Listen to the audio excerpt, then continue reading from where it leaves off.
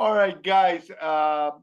This is Javier Janis here. Today we're going to have an interview with one very, very special coach coming out of South Africa.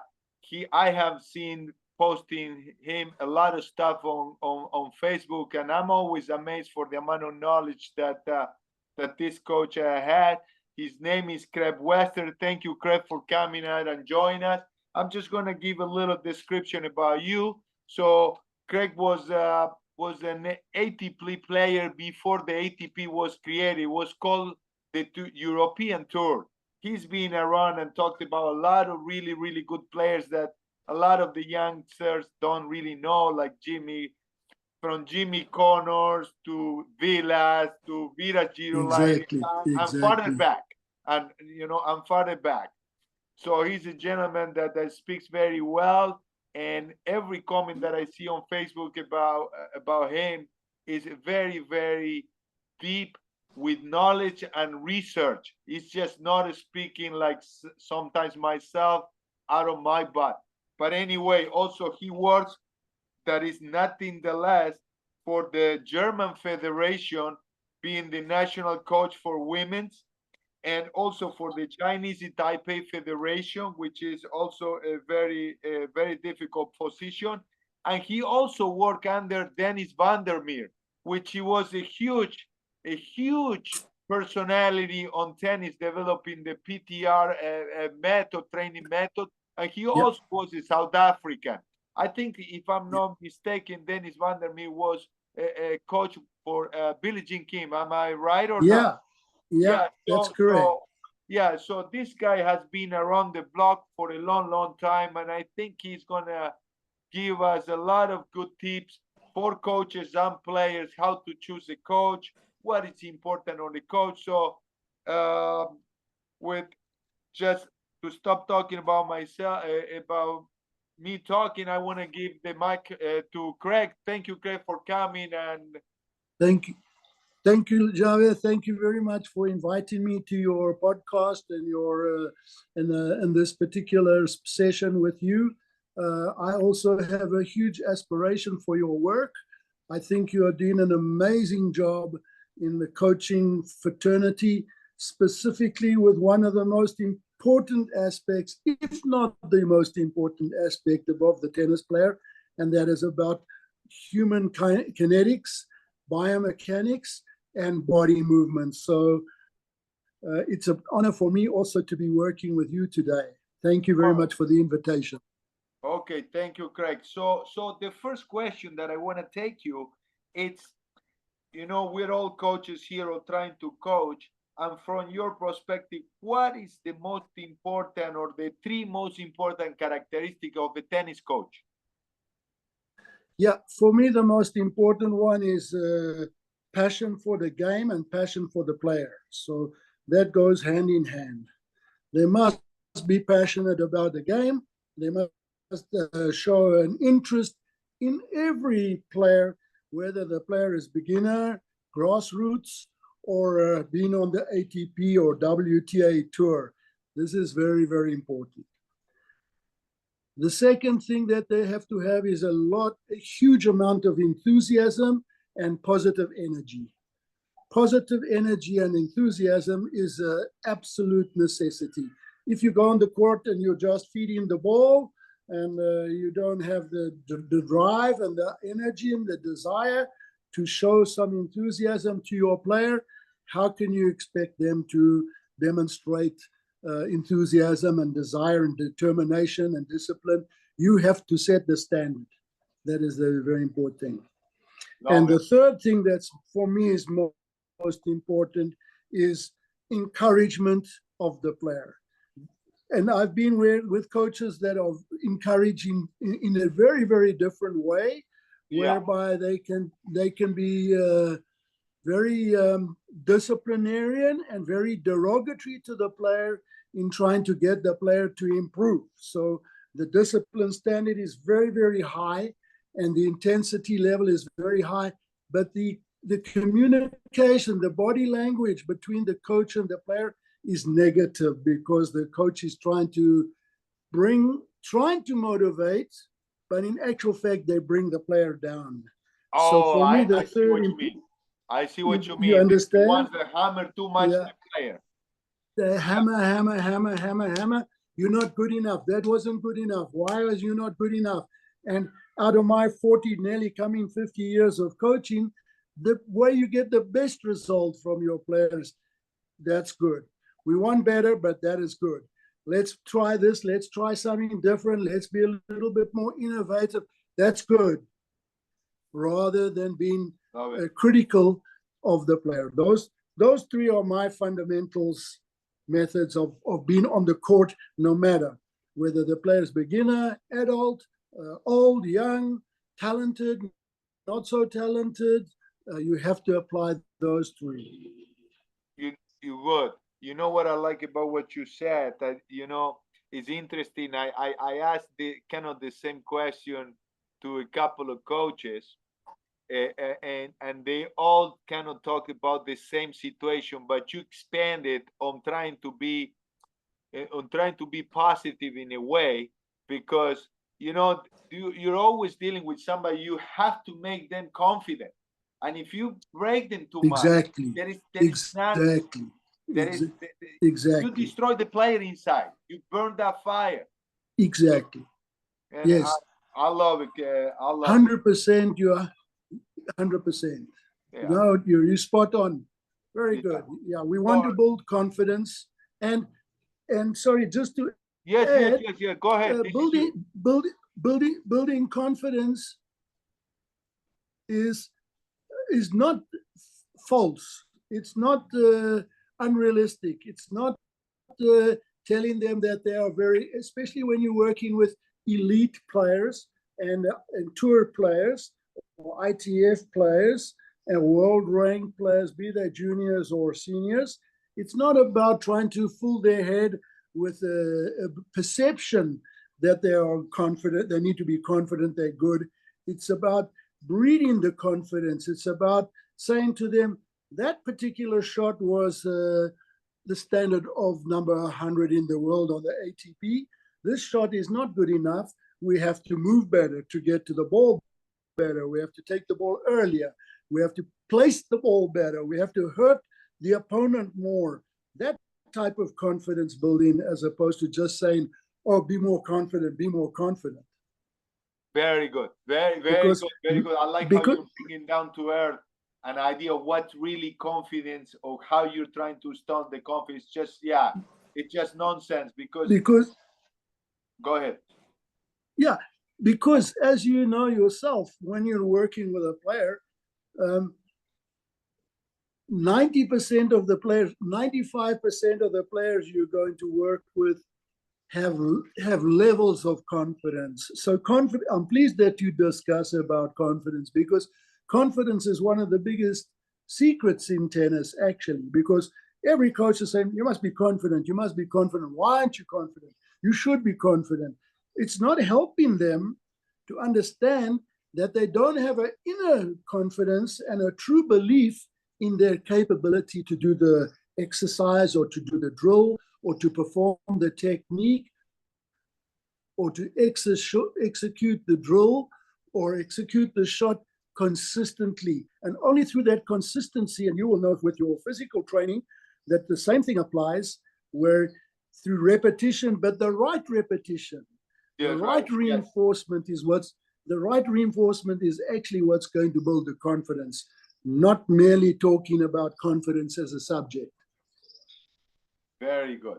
So now taking you to the other spectrum, because I'm sure you've been in this game for a long time, and I think you did some things very well. You did some things that maybe you say, man, I should have done this wrong. If you have to say, what were your mistakes as a coach? If you make some mistakes, what were the things that you said, you know what, I did this, but I wouldn't do this again? Tell me a few that you can give to a younger coach that that way you say something else. What would that be? Yeah, I think the first thing that I did wrong in my coaching career was that I was very naive and very stubborn about my technical style, so my game style and my stroke style. So it dwelt on style in terms of technique and in terms of the technical play. Those were the things that I did wrong, because what I should have been doing, and I only did that through experience, and now, as I say, lucky, not that I want to blow my own trumpet, but through actually working with Steffi Graff and Bettina Bangi and Claudia Kodakich, we're talking about 4 and a 6 and 20, at that stage 20 in the world. Yeah, wow. So yes. These two players were, we were practicing with Navratilova, we were practicing with Chris Evert, we were practicing with Sukova, Barbara Potter, many great players. But prior to getting the opportunity to work with them, I was saying you must hit the forehand with a C backswing. You must hit the forehand, make contact with the ball is 6 inches in front of you. You must turn your shoulders more. The non-dominant hand must be controlled. And so I was imparting only my opinion on the player. So and yeah, sorry, you go ahead. talk. No. I was just going to try to just to put down what you said to see if I understood what you were saying, but go ahead. Yeah. So in other words, if the player had a really good aesthetic, a good looking style, so they look like Sabatini. Yes. Hey, if they look like Sabatini with a forehand and a backhand, single backhand, hey, then I used to say to the player, "Oh, you're playing good tennis." Exactly. But maybe not necessarily. And then I want. Yeah, so the biggest mistake I made was, one, in terms of their play, I tried to instill my belief of what the style should look like, what the stroke should look like, what the forehand should look, what the backhand, what the serve should look like. So an example of that will be, let's say you take Kachanov, which has a kind of a funky forehand. Listen, this is not, but the guy's winning. Or Wayne Ferreira, crazy kind of take back, but the guy, that ball is coming like a rocket. Very good. I got it. Exactly. I what you said. Okay, good. Yeah. So the other thing I was going to ask you, we're talking, what do you think is talent for you, for a tennis player? What means talent to you? So you look at player, which kid you say, this guy has talent, this guy has it? What that means to you? Yeah. For me, talent is multidimensional. It's a very interesting point as well, Javed. A really good point. Because first of all, talent, the first thing you have to look is to see that they have an intrinsic, a natural ability to move their body better than the other player. So that is the very first thing. So their legs are elastic, their footwork is balanced, their head movement is coordinated. And so they are a natural athletic talent, whether they're going to go, if you give them a football or a soccer ball to play with, or you give them the badminton racket, they can coordinate. They can coordinate movement. And that is number one on tennis. You have to have that. Then once you've got that, you can see that their perception skills, their ability to read the ball when the ball is on the other side of the court, on the opponent's side of the court, they have an ability, a little bit better ability than most people to read the ball earlier. And as they see the ball leaving the racket from the other side of the court, they're already making preparations and plans to be in a good position to make the shot. That is fundamental. So they're always a little bit ahead. They have more time. They have more time on the ball. They have more time to execute the stroke. They have more time to make a better decision. So these are the two main things that I'm looking for in the talent. I see. So if we take a guy like your friend, so if you take a guy like your friend Del Potro. That's right. Yes. Del Potro, Martin. I mean, this guy had probably one of the prettiest and the best forehands in the world. That's right. That's crazy good forehand. Crazy good. But crazy good forehand, a really top player. But his agility, his athletic ability was not supreme as good as Roger Federer's or Vilas's. But he was still a great tennis player. It's still a great tennis player, but so for totally. Me, yep. Totally. Yeah, it wasn't Jimmy Connors on the court. Yeah. Yeah, you're right. So for me, it's movement. So it's movement of the player. Perception. And there are so many, you can explain better than me, because that's your profession. But the degrees, the degrees of movement are very, very advanced and very diverse. Very advanced. Very good. So somebody like Wozniacki was very fast on the court and very athletic and could get to any ball. Yep. But Steffi Graff was probably the best ever footwork in the world. It's true. You bring a Steffi Graff. A former coach of mine, his brother worked when Steffi Graff was 11 years old, and he said, man, that little girl used to hit the crapper ball just from the get-go, and nobody could really understand. I mean, there was something there, and exactly. She had that forehand finish in kind of same side with that forehand, Exactly. So movement and drive. So the mental side of talent, you might want to get there, but for me, the mental side of talent, you have to have that. You can see in the eyes of the player.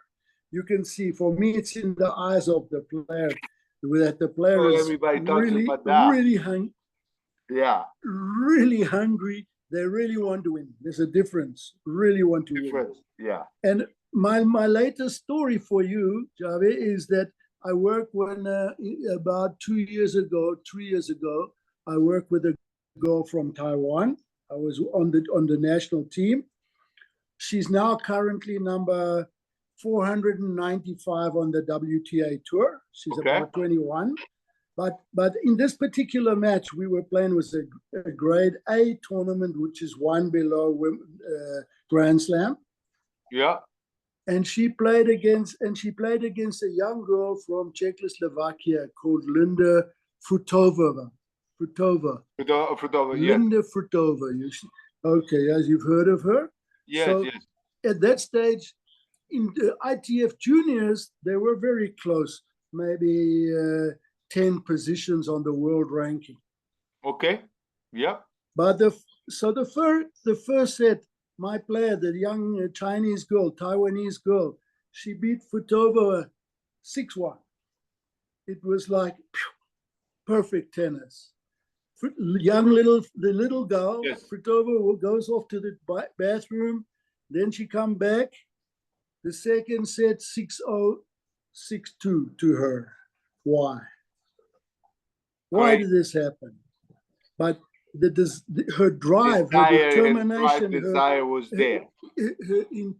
Her entire attitude, her entire mindset was, I'm going to win this match. So that is something it's difficult for you to build that, to create that, or build that in the player. But yeah, it's very difficult. But you can enhance it. If you've got somebody that have got it, cool, then you can really work with them. You can really work with it. That's right. Yeah. So now you brought me, to another question. So let's say that we divide. Obviously, just for the purpose of explanation. Physical, technical, mental. Mental.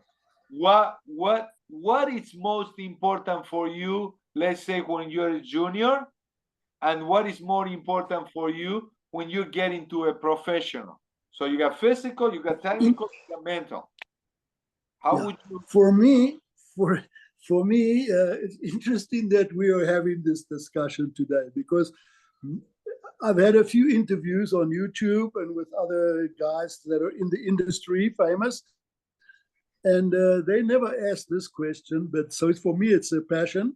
The first thing the junior has to have, he has to have the physical. The physical. Because if they can run well, if they can run well all day and they just get the ball back, they're going to win a match for sure. 100%, 101% for sure. Okay. Yeah. Okay. At the moment, most of the coaches today are spending 80% of the time on their technical. Yeah. Instead of working on their positioning on the court, their understanding of the high ball, the bounce of the ball, positioning of their body to be in the right position to make a good stroke, not necessarily the most perfect stroke. Yeah, I see. But as they move higher and they even out in their growth pattern, and they even out in their physical pattern where they're all the similar strength, body strength, similar age, etc. Then it becomes technical. It's the person that can do more with the ball than the other player. Okay. So they can go down the line and hit it in regular, consistent. They can get the ball deep. They can play the drop shot. They can play a low backhand slice like Steffi. Kill the ball on the backhand slice. Kill it, you know. So as they become a better player, they have to have good technique and good weapons. You have to develop the weapons. And when we get into talking about the player on the tour, it all becomes mental. You have to have the but technique. You have to have the other two carrying you over. You have to have the other two that follow. They follow, and then finally is the mental. It's to stay consistent. If you listen to Sinner Yanak talking this last weekend, he was saying, hey, for him, it's about being able to stay in the moment, and for him to stop worrying about whether he's ranked 2 or 3, and to worry whether he's going to win the next match or lose the next match. Is to be able to keep the standard, to keep their playing standard consistent, you know. And so I give you a little equation, an example for me. I'm playing the Eastbourne Women's pre-Wimbledon tournament. We're in the semi-final. Koda Kilch wins the first set against Navratilova, 6-2. Second set, she's 5-2 up. I'm just going like this. I'm praying, what a big win. It's a big win we're going to get today. 5-2, 5-3, 5-3, 5-4, 5-all, 7-5, third set, 6-2. So I've had a lot of experience of players winning at a junior, top international junior level, and on the tour level. We're talking about ranking points, money, prize money, etc., and how a player can be so close to winning, and yet they lose the match. 100%. In the mental side. The mental side. So what I mean by that mental side, it's not so much, you must be, you know, we all talk mentally tough. You must be mentally tough. You must have grit. You must have resilience. What I'm talking about is closing the match. How to produce the shot, how to keep the standard of the serve, how to keep the standard of the forehand so high on those key points, on the break points, on the add points. That's the mental capacity. Let me give you a question right now based on what you're talking about. Okay, so now So you brought the moment, you know, how the head gotta remain stable, right? So Mm, let's say that you could say something to the player, okay? So you're sitting mm, side, or you could yeah, say something to the player in a moment where you see he's starting to go south mentally. yeah, yeah, What do you do, or what do you tell them? If you would have the chance to get him in the moment, what would you do with him? What would be your yeah. answer, I think, coach, to yeah, to get him in the moment? yeah, What would you do? yeah. I think the big thing to do is to actually say to them, have a look at your intensity, because Have a look often at one of what? the main things that drops when you see the players, for them to be their ability to stay intense in the moment, very intense, and keep the standard of their play. Okay. So often what happens is their play is dropping the standard. They start to make some unnecessary mistakes. Their concentration is gone. They're not focused on the job anymore. Other things are interfering with them. So the big thing is for you to say, come on, stay focused. Let's keep to the plan. And so mental training is really a lot about a work off the court as opposed to their practice. Okay. Okay. Fair enough. So So Argentina are playing football for the World Cup against Brazil. Whoa, big clash, big enemies. big Whoa, elements. and Lots of look how they emotion. are. Look how they are watching the video of the match of Brazil against whoever, Germany or whatever, and look how they're studying. And the coach is telling, look where they went. Look where the player went. Why did he go there? What was the reason? How did they realize they had to anticipate that tactical intention? And so a lot of work when you're working with the player on the tour is you sitting over lunch, you're having the salad and you're talking. You say, "How are you feeling now?" Yeah, were you satisfied with the practice this morning? Yes. Were you satisfied with yesterday's match? Could you have done better in the match? What could you have done better? I missed too many returner serve. Or I made a returner serve, but it was too weak. It was too short, the ball, etc. So you are talking the whole time strategically about them improving their cognitive awareness and their cognitive thought processing. So when they go in the court, they are much clearer. Very good. Very Does good. that give Does that give you some ideas? Yes, Does that yes, give you yes. some So ideas? basically, it's about Okay. talking and trying to go rehearse those moments after and understand what's Exactly. really happening on Exactly. those Yeah. moments and trying to Rehearse. rehearse those Yeah, moments yeah, and yeah. those Exactly. situations. Yeah, So yeah. now, Craig, I got Replaying that. another question for you based on what you're saying. So Yeah. you mentioned, you know, confidence is a huge a part. Now, how you develop that in the latest stage of the player, and now you brought something Yeah. that you mentioned that basically the players gets his tennis, physical ability, he gets his tennis, Yeah. and then he's going to Yeah. transition in the mental part. At the same Yeah. time, at the same Yeah. time, this guy is going from juniors to pros. There is a big break. Yeah. I have seen many Mm-hmm. pros that were really, really Yeah. good in the juniors, and they couldn't Yeah. break into the That professional can't make it. game. Yeah. Exactly. And a lot of them was confidence and what do you think, how can you make them or help them to have a better transition? How can you help them to Yeah. have a better transition from junior tennis high level Yes. to pro tennis? What would you do? So Yeah. what I think the important thing, Javi, is in between high level junior tennis and emerging onto the pro tour. You're not on the pro tour yet. You're on the internet ITF, and ITF, you're you're not there. ITF, Yes. yeah, and yeah, and then you go from ITF, you go onto the tour or the satellite tour, Yes. where the challenger tour, where Yes. there are 1,000 guys playing every week, Yes. trying to win one match, two match, three matches. So and then you get onto the main tour. So once you get into the main tour, um, around about 120 in the world. 120, you're reasonably safe because you know for sure you can qualify for the 4 Grand Slams. Yes.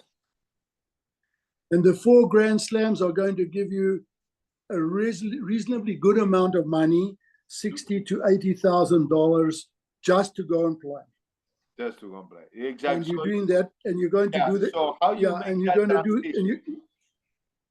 it. So the big thing is prior to that. So you're not there. You're not in 120. You're now at 200 or whatever. So the big thing you have to do is to do a lot of taking cognizance. The coach that is the hardest area to work actually on the tour. The hardest place to work on the tour is emerging junior player, top player, 100%. to becoming 200 or 300 in the world. Yeah. Once you get to 100 in the world or 80 in the world, it's a lot easier to work with them. The next stepping stone for me is top 32. So top 32 is also vitally important because once you get under top 32, you're in all the main tournaments. You're in the main draw. Irrespective, you in the main draw. You know you're going to get prize money, good prize money, $10,000, $20,000 a week, every week, every tournament you go to play for. Yes.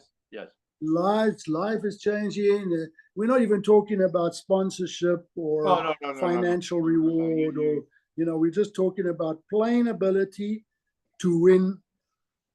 The difficult part is when you said to me, what is the transition? You have to be very brutal with that player about winning.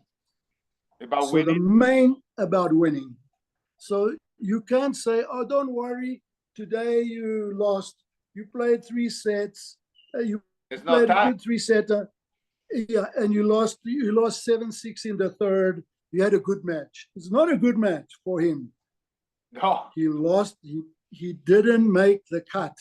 It's brutal. It's very, very demanding. Yeah. So what would be the best way to go through that transition, junior to pro?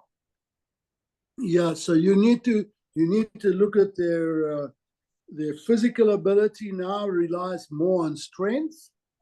Okay. So the physical ability becomes more strength dominant, where they might have to come to you and do some weight training, some specific board training, some specific core training, some specific rotational training, muscle training, some specific quad work, building up the quads and the glutes, the hamstrings. Many of them can't decelerate well enough to turn and be explosive.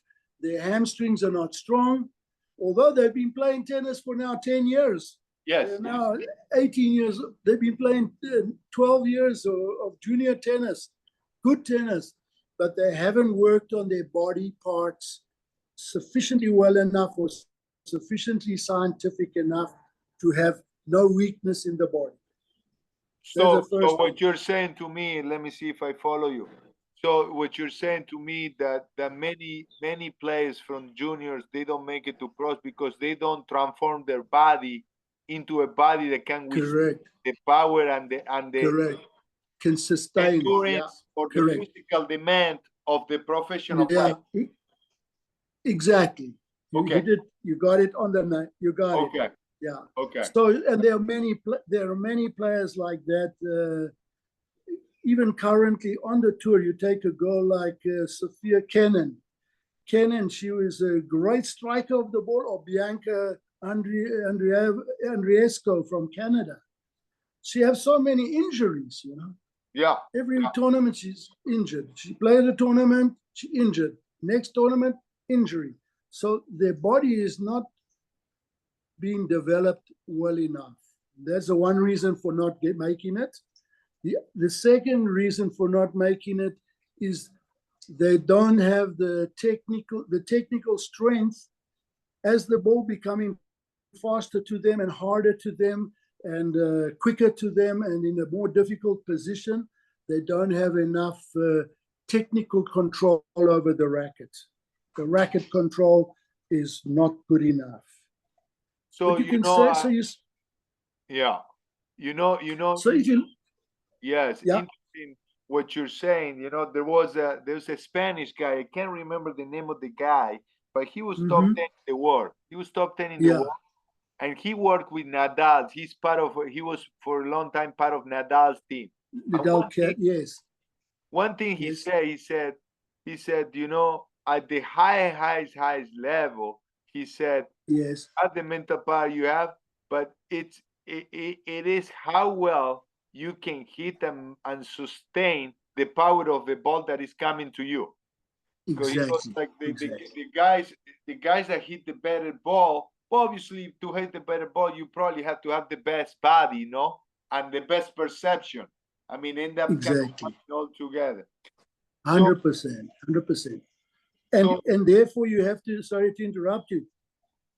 go ahead. Huh?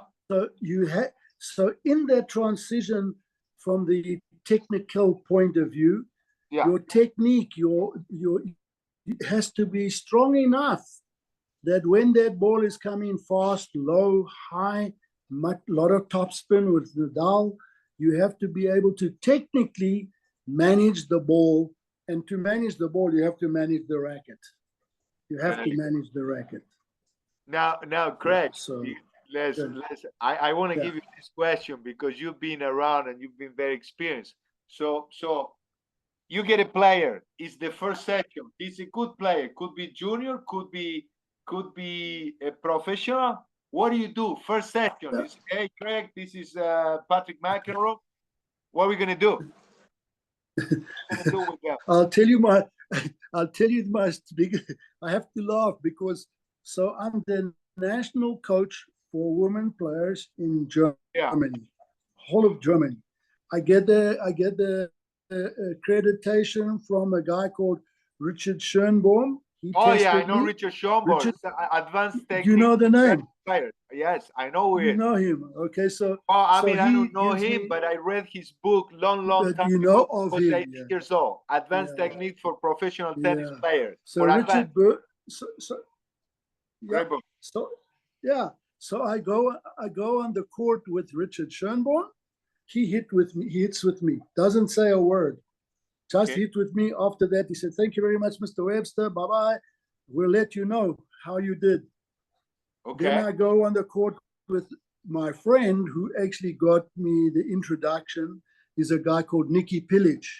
Niki Pilic Okay. was a famous Yugoslav player, top 10 in the world. So he Okay. was the Davis Cup He was the Davis Cup captain for Germany. So Okay. that networking got me the introduction. Okay.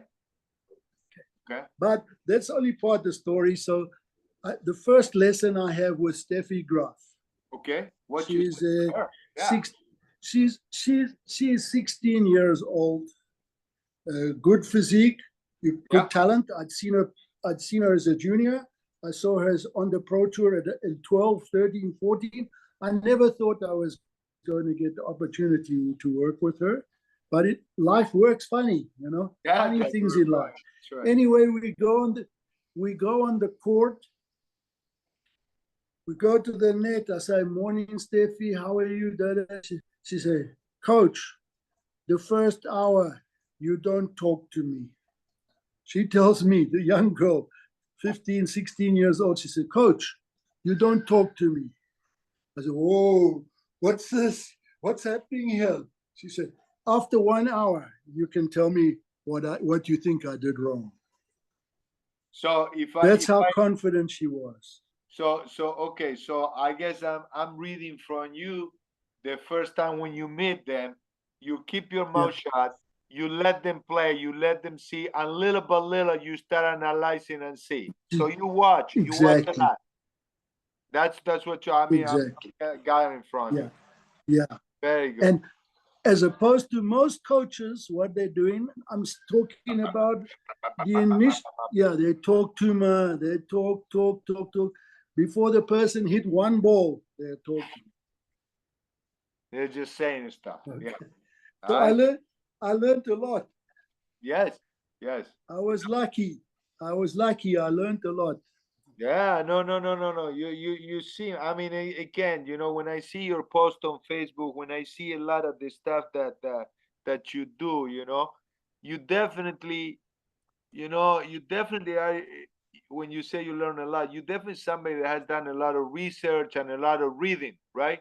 And I think when you do a lot of reading and research like you have done, and obviously you have been a very good player. I mean, you don't get to hit with those people if you can't hit the ball.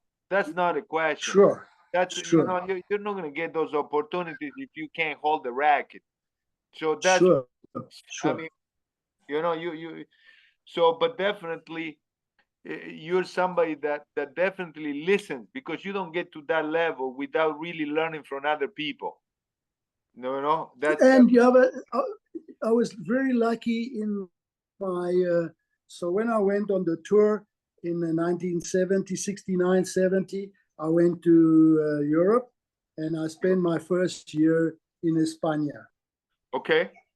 Yeah. And so I habla un poco, Un poco but español. there Yeah. was there was this famous guys there I'm talking about now. Old man Santana. Luis Bruguera, Oh, Bruguera. Rivera, Bruguera was there. Okay. Santana was there. Gemino was there.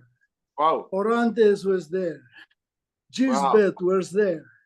Just to say, so these guys. Then from Europe, the Leonard Bergeland, he had Oh yeah, I know six guys from Bjorn Borg. Sweden. Bjorn Borg. I know. Björn I know. Borg was there. My first Borg tennis was, book was the book yeah, of Leonard Bergelin Borg, and Bjorn Borg. yeah, yeah, yeah. Yeah. So Borg was 17 years old. Terry Svensson, Johansson, oh, good players. France, we had George Govan, we had Patrick Poisy, Joffre, Francois Joffre, Pierre Barthez. So, and I was traveling with these guys. From the Eastern Bloc was Ilina Stasi, Tyriak. Yes. Yes. I Yeah. mean, Villas these guys are Kovalevich. Yes. Yes.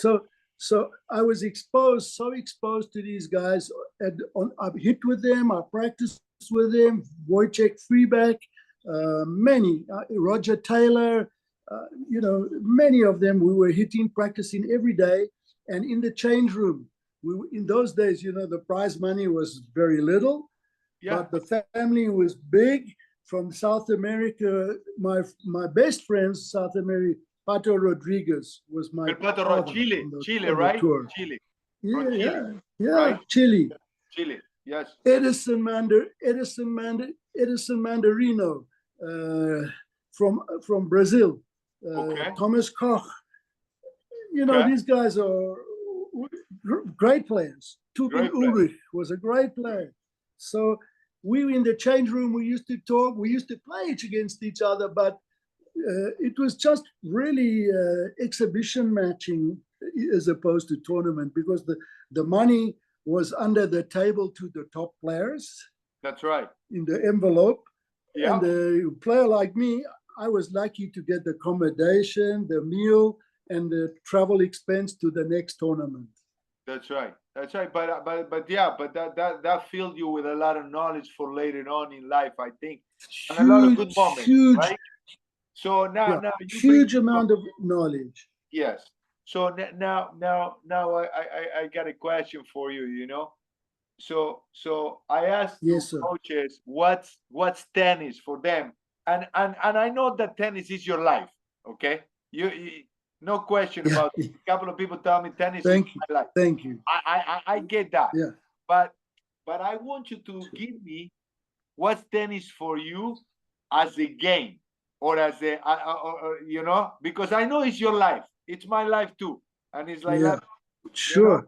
Besides my kids, it's my life. Sure. But what is it? It's in the blood. Yes, it's in the blood. In the I mean, blood. I could call you 50 times to talk about tennis. No question. Exactly. We could talk forever. That's right. Yeah. That's right.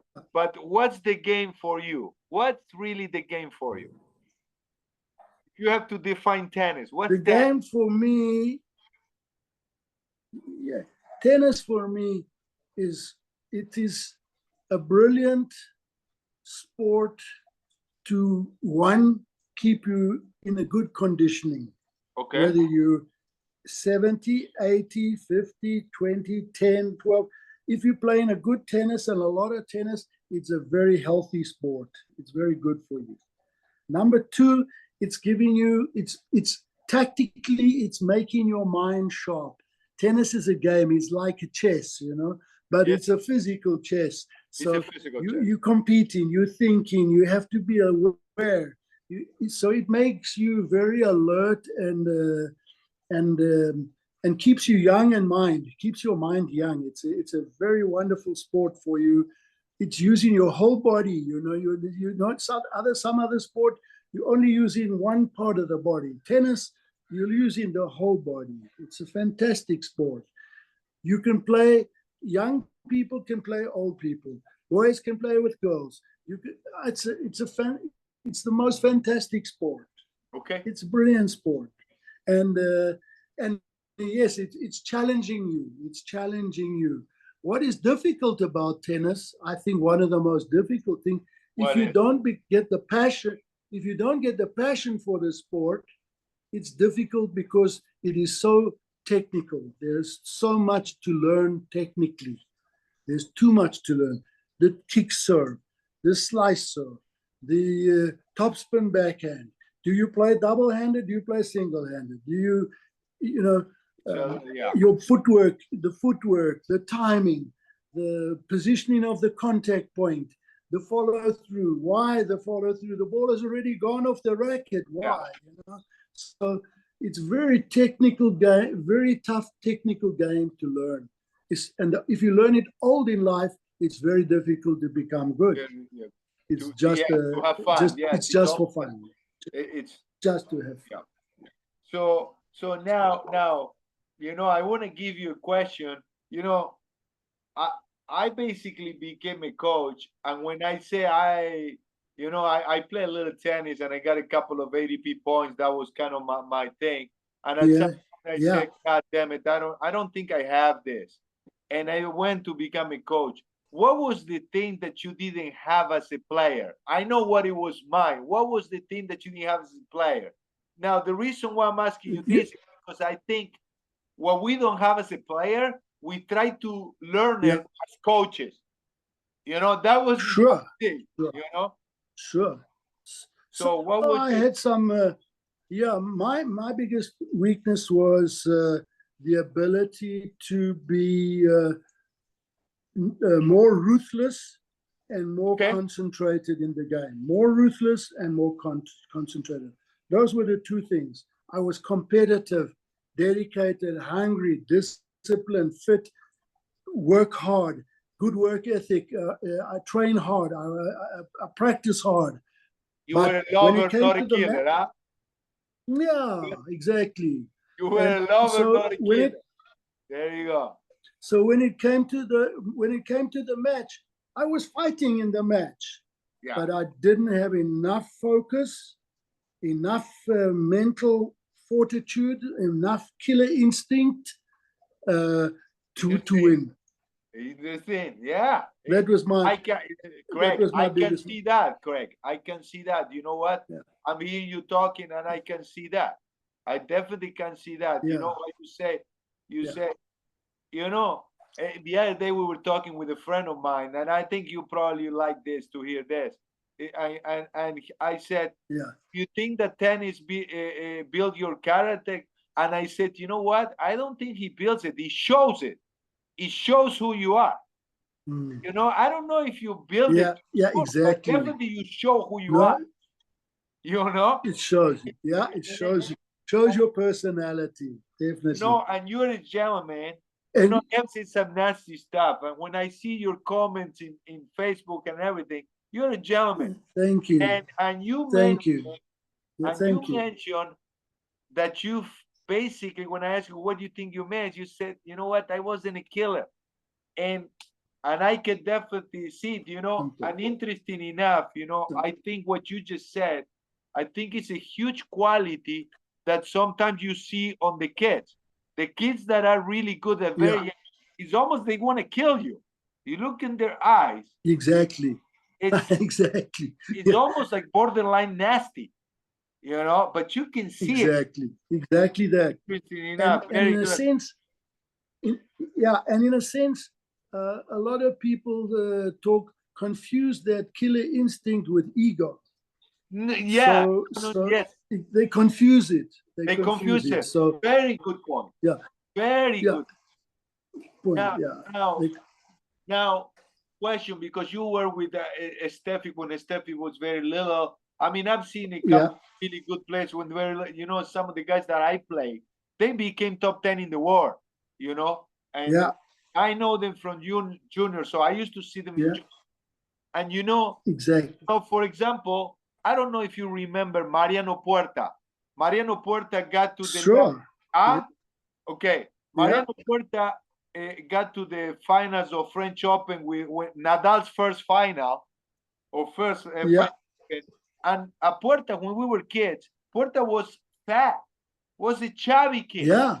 very chubby Overweight kid. guy. Yeah, And interesting enough, I was having dinner with my dad and Mariano Puerta and his dad when we were 14 years old. yeah. And Wow. Puerta said, Okay. and Puerta said that Mariano was going to be top 10 in the world. And I look at my dad and said, there's no way. There's no way this Yeah. guy can be top, you know? And Yeah.